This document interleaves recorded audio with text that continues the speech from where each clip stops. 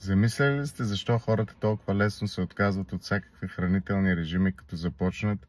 Не защото не е възможно, а защото като се сблъскат с някаква трудност, глад ли е, изкушение ли е, липса на мотивация, се обажда едно тънко гласче в главите, където започва да задава всякакви въпроси от порядъка: това не е за теб, не може човек цял живот да се храни по този начин.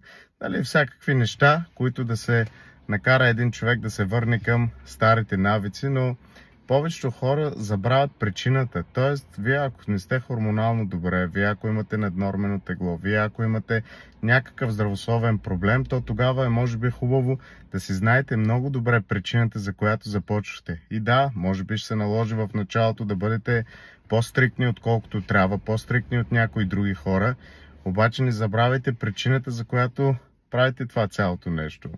Сутрин също, като стават хората, по същия начин. Нали, знаят много добре, че трябва да станат в хикс часа, обаче като се събудят, по същия начин това тънко гласче се обажда: дали днеска да ни пропуснем тренировка, дали да не се наспим още 30 минути. И тук е момента, в който вие трябва да се преборите с собствените си мисли и да ги преборите тези неща.